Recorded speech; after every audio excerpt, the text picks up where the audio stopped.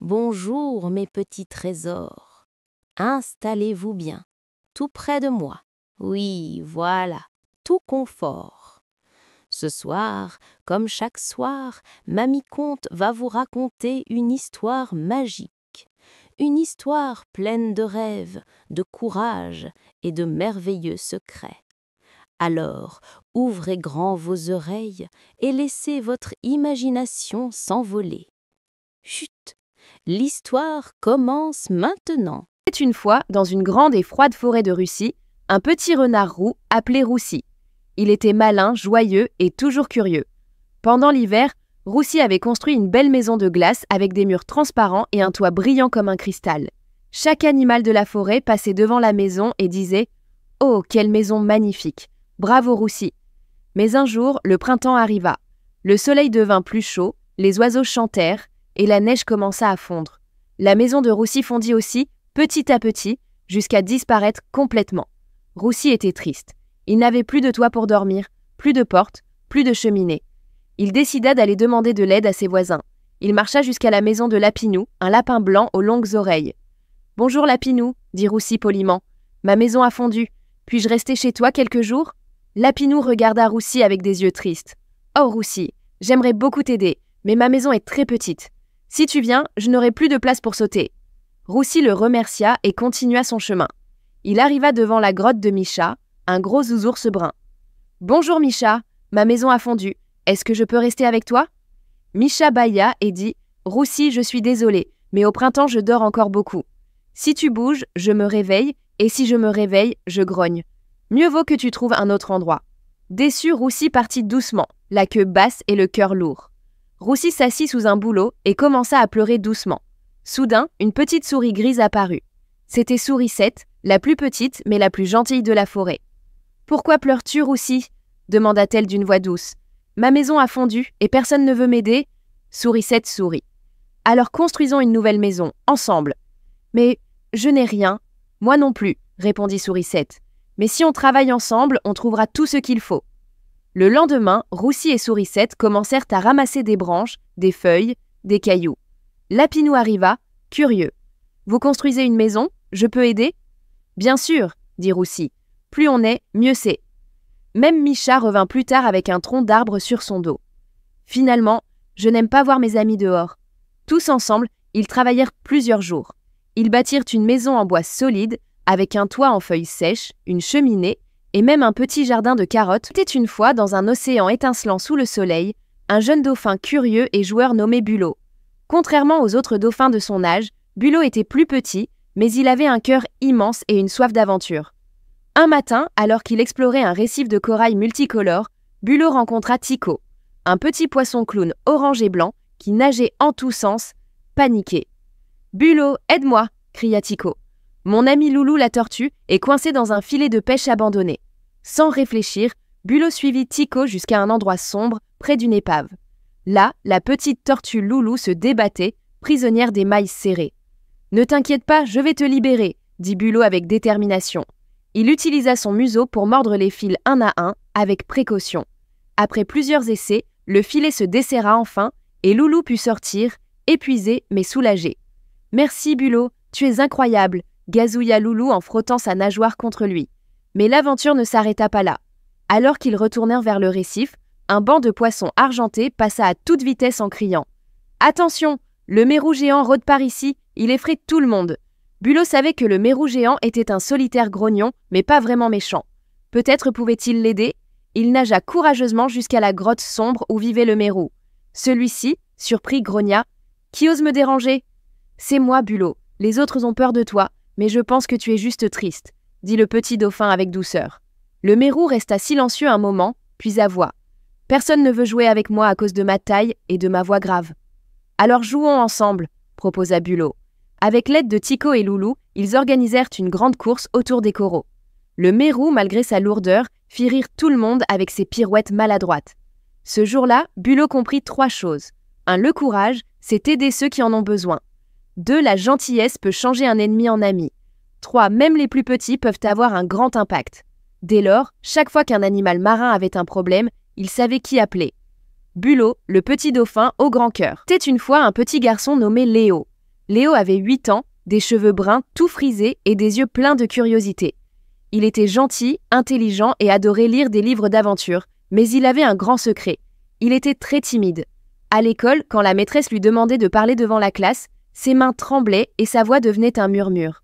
Au parc, il regardait souvent les autres enfants jouer sans oser les rejoindre. Un après-midi, en rentrant de l'école, Léo prit son chemin habituel, celui qui passait près du vieux chêne et du petit ruisseau. C'est alors qu'il entendit un gémissement triste derrière un buisson.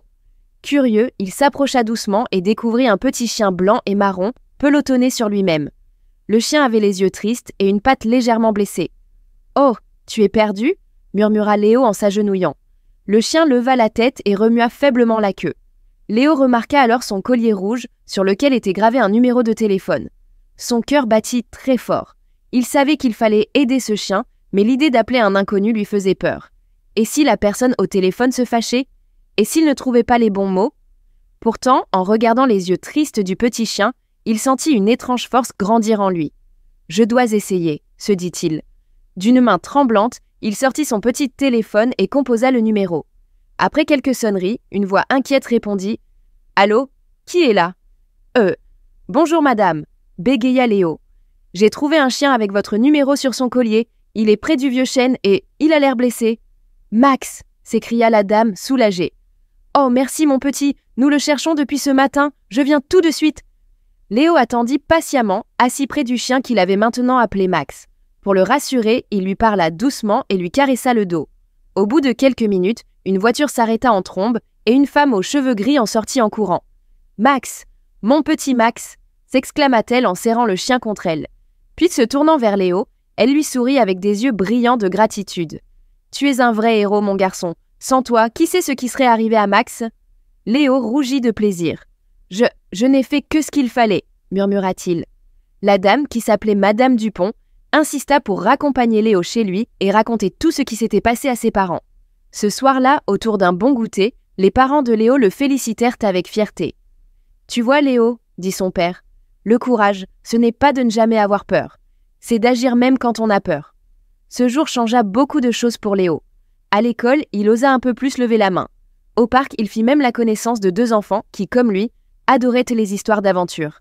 Et surtout, chaque semaine, il rendait visite à Max et à Madame Dupont, qui lui offraient toujours des biscuits et de belles histoires à écouter. Léo avait découvert un grand secret. Parfois, il suffit d'un petit acte de courage pour changer une journée, ou même une vie. Au cœur d'une immense forêt aux arbres centenaires, cachée derrière des buissons de framboises sauvages, se trouvait une petite maison en bois, toute ronde, avec une cheminée qui fumait doucement. Là vivaient 7 amis inséparables, chacun très différent, mais toujours prêts à s'entraider. Joujou était le bricoleur du groupe. Avec son marteau et ses clous, il fabriquait des étagères, réparait les chaises bancales et construisait même des jouets en bois pour ses amis. Son tablier était toujours taché de peinture, mais il disait « Un peu de désordre, c'est la preuve qu'on a bien travaillé. » Grincheux, comme son nom l'indiquait, ronchonnait tout le temps.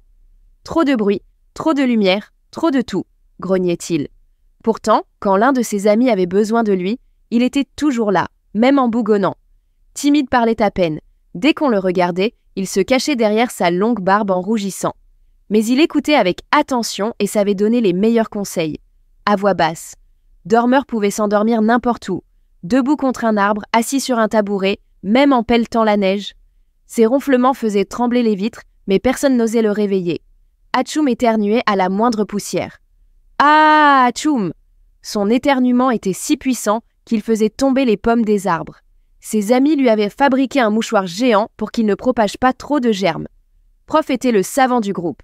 Avec ses lunettes rondes et ses livres empilés partout, il expliquait comment fonctionnèrent les étoiles, pourquoi les champignons poussaient après la pluie et inventait des remèdes contre le rhume, même si Atchoum n'était jamais guéri longtemps. Joyau, la seule fille du groupe, adorait chanter et danser. Elle décorait la maison avec des fleurs des champs et préparait de délicieuses tartes aux myrtilles. Son rire résonnait comme une mélodie dans toute la forêt. Un soir d'automne, alors qu'un vent froid soufflait entre les branches, quelqu'un frappa à la porte. Toc, toc, toc. « Qui peut bien venir à cette heure-ci » marmonna Grincheux en tirant les rideaux. Dehors, une jeune fille tremblait, ses cheveux blonds emmêlés par le vent. Elle portait une robe déchirée par les ronces et avait l'air perdue. « Bonsoir, je m'appelle Étoile, je me suis égarée dans la forêt », dit-elle d'une voix douce. Sans hésiter, les 7 amis l'accueillirent. Joyau lui prépara un bain chaud, Prof lui donna une tisane réconfortante et Joujou répara la fermeture de son manteau. Même Grincheux, bien qu'il rouspète, encore une bouche à nourrir, lui offrit une couverture bien chaude.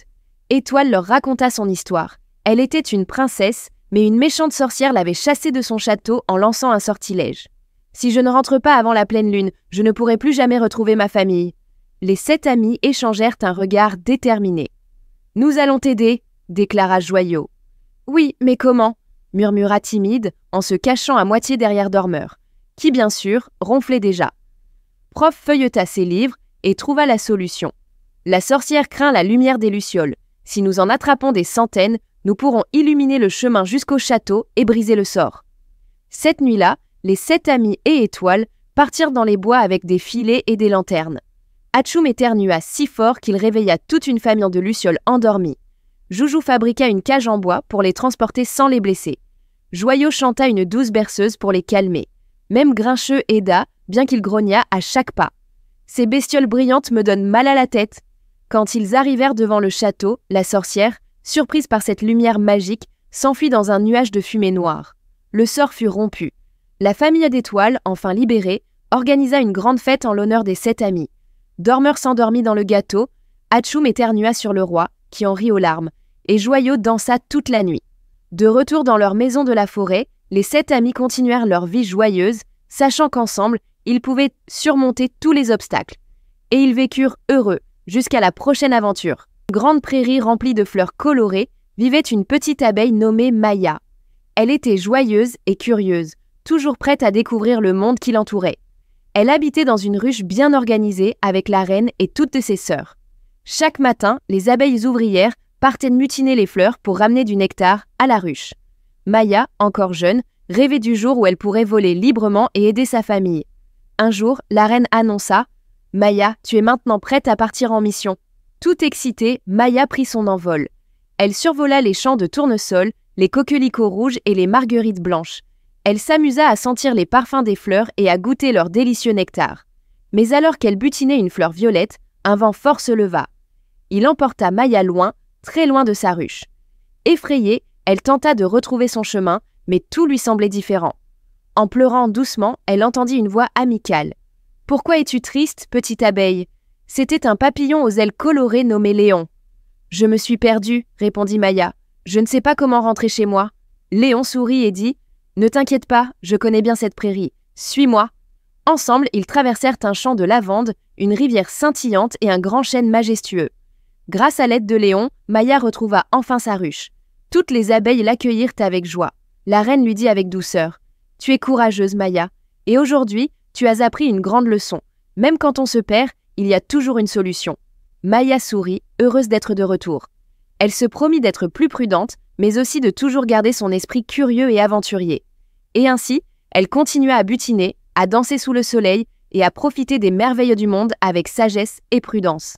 Matin, alors que le village des Schtroumpfs se réveillait, un étrange phénomène se produisit. Un petit nuage blanc, doux comme du coton, descendit en tourbillonnant près de la rivière. Il avait 2 yeux rieurs et une bouche surprise. « Schtroumpf alors, un nuage qui marche !» s'écria le Schtroumpf costaud. « Je m'appelle Flocon et je suis perdu !» murmura le nuage en tremblant. Le grand Schtroumpf examina Flocon avec sa loupe. « Ce nuage a perdu sa famille. Là-haut, il faut l'aider avant que le méchant Gargamel ne le remarque. » Les Schtroumpfs se mirent au travail. Le Schtroumpf bricoleur construisit un ascenseur à escargot, avec des cordes en toile d'araignée. La Schtroumpfette prépara un gâteau de rosée pour donner des forces à Flocon. Les petits Schtroumpfs soufflèrent des bulles géantes pour montrer le chemin. Soudain, un rire diabolique retentit. « Ha ha ha ha ! Un nuage magique ! Parfait pour ma potion !» Gargamel attrapa Flocon avec un filet à papillon géant. Mais les Schtroumpfs avaient un plan. Le Schtroumpf farceur versa du poivre à souris dans les chaussures de Gargamel. Atchoum! Le Schtroumpf musicien joua une mélodie si fausse que le chat Azraël s'enfuit en hurlant. Pendant ce temps, Flocon se gonfla d'air. Et pop! Le filet explosa en 1000 morceaux. Grâce à une tempête de plumes organisée par les oiseaux de la forêt, Flocon s'envola vers le ciel, où l'attendaient ses parents nuages. En guise de remerciement, il dessina dans le ciel un énorme cœur bleu en forme de schtroumpf.